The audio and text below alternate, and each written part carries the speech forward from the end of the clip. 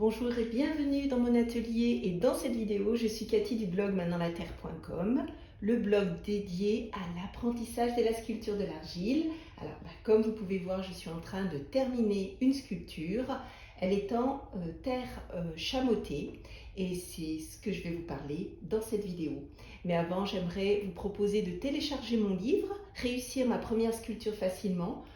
Il a déjà aidé énormément de personnes à oser mettre les mains dans la terre, parce que la terre, des fois, ça peut être un petit peu technique, donc c'est bien quand même d'être guidé pour les premiers pas. Et puis, dans ce livre, j'ai aussi partagé plein de petits secrets d'atelier pour comprendre la troisième dimension, puisque nous travaillons en 3 dimensions. Donc, vous pouvez aussi bien sûr vous abonner à ma chaîne, parce que j'ai remarqué qu'il y avait beaucoup d'abonnés, beaucoup de personnes plutôt qui regardaient la chaîne mais qui n'étaient pas abonnées. Alors pourquoi je vous demande ça? Pas pour vous embêter, mais c'est parce que ça me permet d'avoir un meilleur référencement. Alors pas pour recevoir de l'argent, parce que je ne sais pas si vous avez remarqué, mais mes vidéos ne sont absolument pas avec des publicités, hein, donc je ne touche absolument rien sur les vidéos, mais par contre ça permet un meilleur référencement. Et comme je mets quand même beaucoup d'énergie dans mes vidéos et dans ma chaîne, ça fait maintenant 7 ans que mon blog et que ma chaîne existent. Alors voilà, c'est un petit encouragement pour me donner envie encore de vous en donner plus et partager ma passion avec vous. Alors aujourd'hui, j'aimerais vous parler de la terre chamottée. J'ai utilisé cette terre pour cette sculpture. Voilà. Donc c'était pour vous montrer qu'on peut faire quand même des choses assez fines, même avec une terre qui comprend de la chamotte. Mais peut-être que vous ne savez pas ce que c'est que la chamotte. En fait, c'est de la terre cuite qui a été broyée et réintroduite dans de la terre fraîche. Alors, je sais qu'il existe aussi de la terre avec de la silice, c'est-à-dire des grains de sable, mais la terre que vous allez trouver est principalement, on va dire, avec de la chamotte de terre cuite. Alors, ça permet une meilleure tenue par rapport à une faïence. On va dire que c'est vrai que c'est une terre qui est assez facile à utiliser. Elle a ses avantages et ses défauts, comme toute chose sur terre. Alors, ses propriétés, c'est que le fait qu'elle ait ces petits grains, ça permet d'avoir, on va dire, plus de plasticité, puisque en fait l'eau rentre plus facilement. On va dire que les petits grains en fait permettent à l'eau de mieux circuler et du coup l'air aussi. Donc il en existe dans plusieurs teintes et bien sûr plusieurs terres. Voilà. Donc c'est-à-dire que vous pouvez trouver des faïences chamottées et des grès chamotés. Donc c'est une terre qu'on trouve plus facilement, on va dire, dans les magasins de fournisseurs pour potiers, céramistes, que dans les magasins de loisirs créatifs.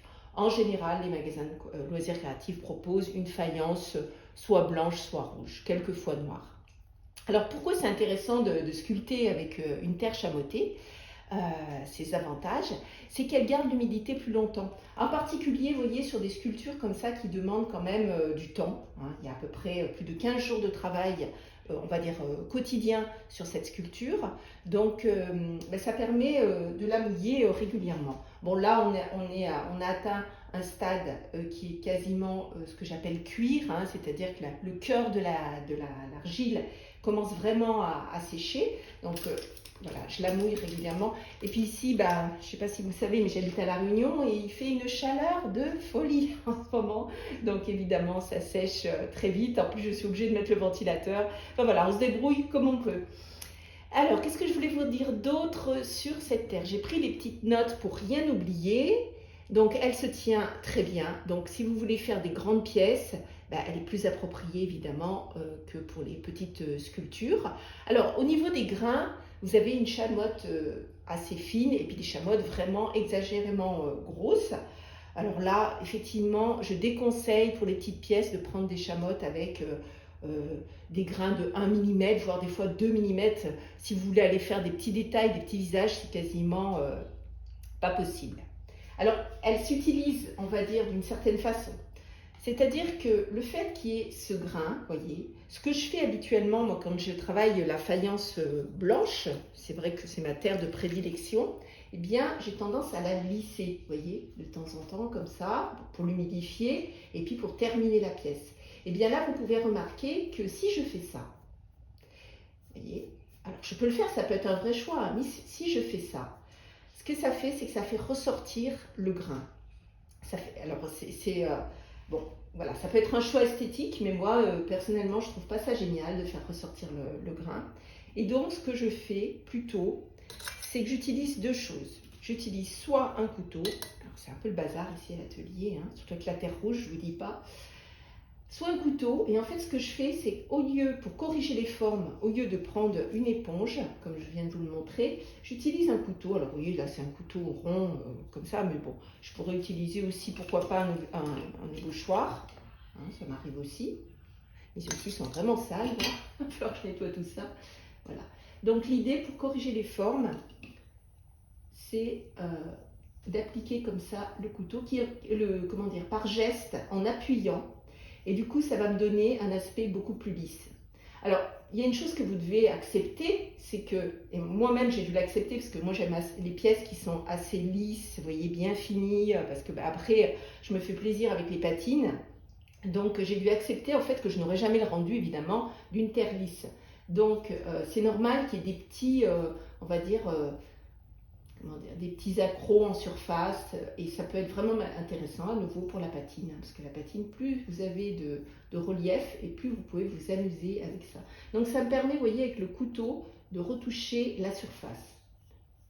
Ça c'est pas mal, ça fait rentrer, voilà, le grain, comme ça.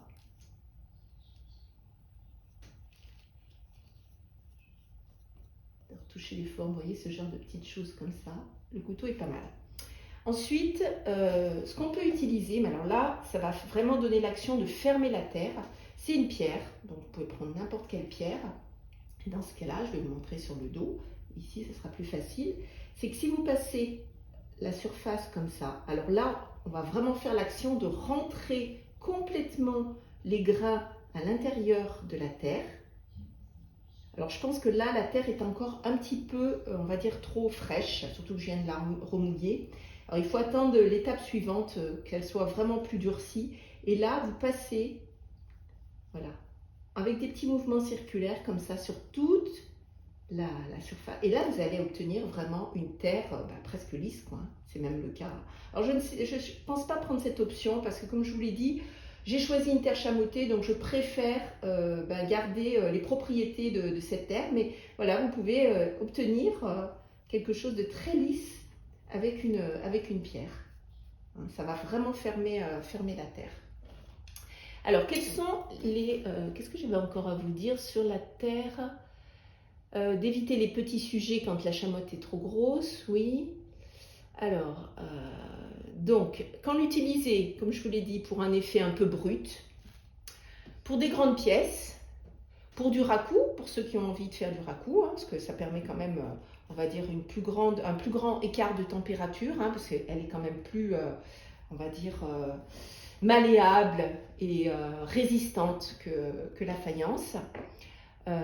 Et puis en extérieur, effectivement, elle est plus solide pour l'extérieur. Je pense que c'est la fonction des grains, des petits grains comme ça qui tiennent en fait la terre. Alors évitez l'utilisation au tournage, hein, ou alors avec une toute petite chamotte, parce que si vous tournez, bon courage au niveau des doigts, ça risque d'être un petit peu compliqué. Qu'est-ce que je veux dire d'autre ? Alors, oui, vous pouvez aussi jouer avec les parties, c'est-à-dire que, imaginons, je ne sais pas moi, que je mette un drapé sur cette pièce, hein, une partie drapée, et bien je peux effectivement jouer avec des parties lisses et des parties brutes, avec ce que je vous ai montré comme effet avec la pierre. Donc ça peut être intéressant, toujours dans le but de mettre en valeur la sculpture. Voilà. Écoutez, n'hésitez pas à me mettre en commentaire ce que vous pensez de la sculpture. Si vous avez déjà utilisé de la terre chamottée, ce que vous en pensez. Si vous avez envie de l'utiliser, hein, je réponds à tous vos commentaires. Ça me fait plaisir de partager ces petits moments avec vous. N'hésitez pas à télécharger mon livre, à vous abonner. Et puis on se retrouve à bientôt pour de nouvelles aventures, les mains dans la terre. Bye bye.